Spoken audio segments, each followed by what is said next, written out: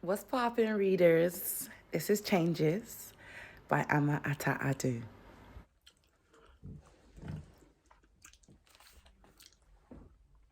If Ali could not get Essie out of his system, it was not for lack of trying. Growing up from boyhood into a man, he had trained himself never to feel sexually attracted to other men's women. It was part of what he had absorbed from his environment. Spoken or unspoken, it was understood. No decent man did that sort of thing. And if a man was not decent enough not to do it, then he did not blame anybody if he got what came with such behaviour, including death sometimes. He always remembered his father telling, or rather asking him in a discussion when he was only an adolescent, "But you see, my son, you know what my life is. How do you think I could have survived all these years moving from place to place, often sleeping in such odd conditions, if I had also chased after other people's wives?" Ali could not have given an answer, even if he had one. No, Ali could not have given an answer, even if one had been expected of him. Anyway, for him, the whole issue had crystallized into a conviction that really there was no need. Why go after other men's women when the world had enough unattached females for each man to have his own and some left over? And whether it was just an attitude or a philosophy, it had worked until he met Essie. After that first encounter in his office, Ali sat down and faced the fact that Mrs. Essie Seki excited him a great deal. But what could he do about it? So there followed days when he would just sit behind his desk at Linga hideaways after office hours, pretending he was working. In actual fact, he was thinking about Essie. He had started sending her presents. Then he had run into her by chance at the Hotel 20th Century. After that, he gave up. He had to seek her out, and he did. And after the great and endless agony he had gone through deciding whether or not he should contact her, what Ali had not at all been prepared for was to find Essie separated from her husband. As if that was not enough good news, one day he had learned quite accidentally that in fact she was divorced. From what she had told him as being the basis of her estrangement, he had thought she was crazy, or rather, nicely mad, which was how he had put it to himself at the time. He had silently thanked Allah and set about wooing her. The relationship between them soon became what could have been described as steady. If it had been in the village and within a strictly traditional setting, this was the point where some of her fathers would have marched on Ali to ask him what his intentions were. In the city, it only meant that Ali could take her out to dinners and such. They always patronized restaurants that were hidden deep in the belly of the city or far from the city centre and the arteries that led motorists to other towns and even out of the country. These places had some things in common. They were dimly lit, they provided music for those who desired to dance any time during the week, and couples could get keys. However, Essie and Ali reserved their lovemaking for the comfort of Essie's bed. This nearly always followed an outing, as well as any time he came just to be with her. He would shut up Linga hideaways at the end of the working day and drive straight to her. They would immediately fall into each other's arms and hold her welcoming kiss from the front door, through the length of the sitting room, through her bedroom and onto her bed. Then for the next hour or so,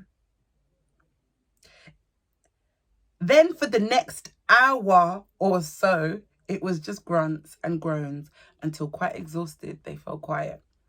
Since both of them would have had an exhausting day at their workplaces, they sometimes dozed off. Invariably, it was Ali who slept properly and longest. Essie would get up, go to the bathroom to wash herself, and walk around for a while before looking for a cloth to wrap herself in. On the days that she was absolutely certain she was not feeling up to a repeat of the lovemaking, she practically tiptoed around, careful not to wake Ali, for she knew what would happen if he woke up and saw her naked body. Essie had always enjoyed walking around naked after lovemaking. For her, this was one of life's very few real luxuries. Indeed, one miracle of her own existence was the fact that in spite of the torment, she had suffered during childhood and adolescence for having such an unfeminine body. As an adult, she was not shy of showing that body to the men she slept with. As for walking around naked, she knew she could do that only when her fast-growing child was out of the house and the daily help had finished work and gone home. In fact, she had not gathered enough courage to sleep with Ali when either of those two or both of them were around. Already games were developing in the relationship, some of which were good and others not so good, and one had to do with business. And one had to do with the business of Essie and nakedness. You can tell I'm enjoying myself in it. I'm having a great time. Quite early in the relationship, Ali had sensed that Essie was struggling to feel easy about him watching her. So as if to encourage her boldness, he often pretended to be asleep so that he could lie there, aware of all the movements she made. It excited him enormously and was a source of one of the pleasures of being with her. He had slept with a great number of women in his time, but he knew very few women from his part of the world to even try to be at ease with their own bodies. The combination of forces against that had been too overwhelming. Traditional shyness and contempt for the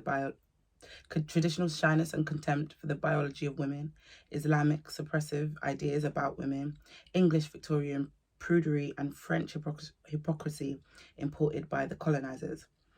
All these had variously and together wreaked havoc. I'm going back so that I can read it well. Sweet. The combination of forces against that had been too overwhelming. Traditional shyness and contempt for the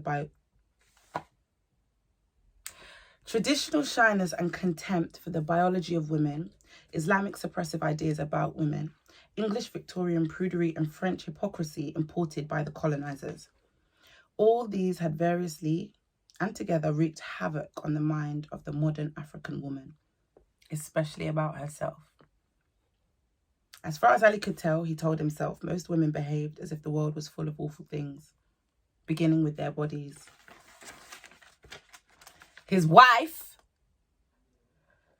Fusena, I think I said that right, a good woman, if there ever was one, was no exception. All the time they had lived practically alone in London, he never detected the faintest desire in Fusena ever to walk naked in the flat. And of course, with their present domestic setup, there was always too many people around. There was always too many people around them for any body exhibitions anyway. So being with Essie was altogether a change for Ali, for a number of other reasons too.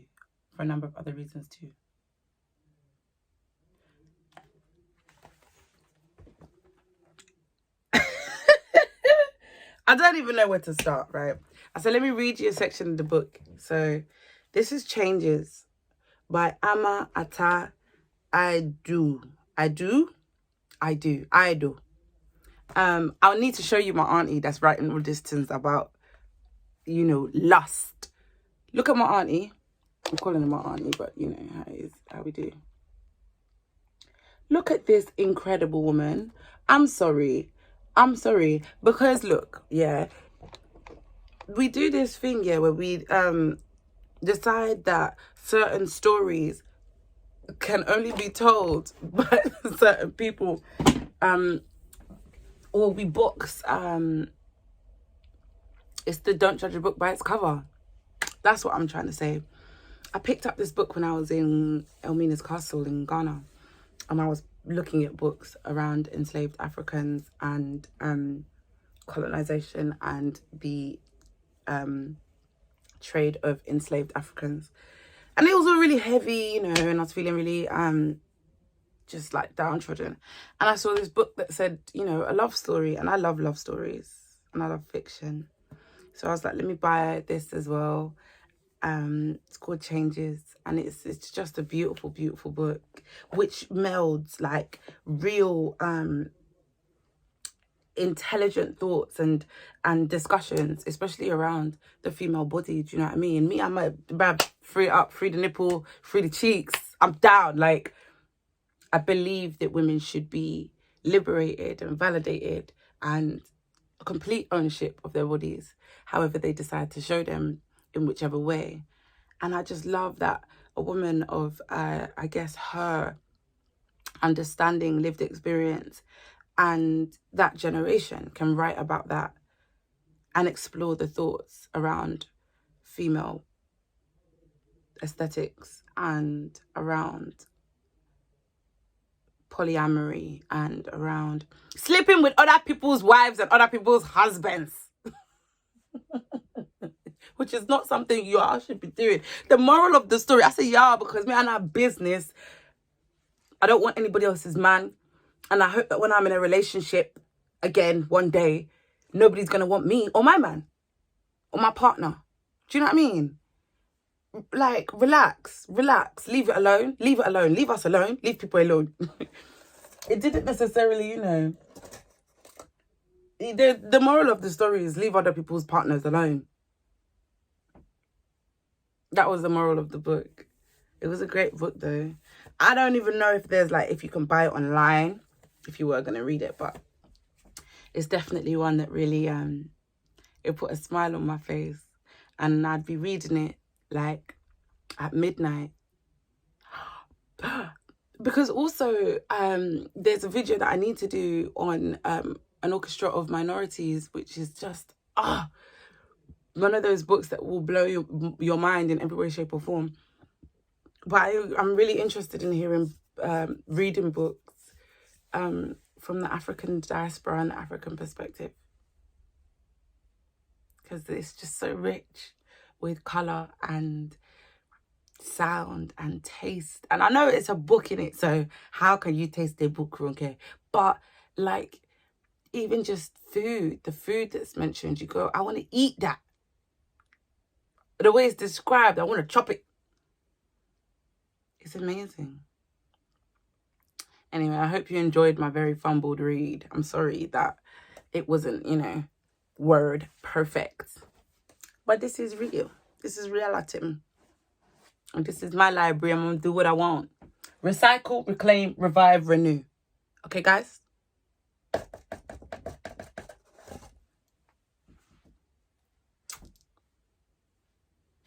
Thanks for watching. Read more books.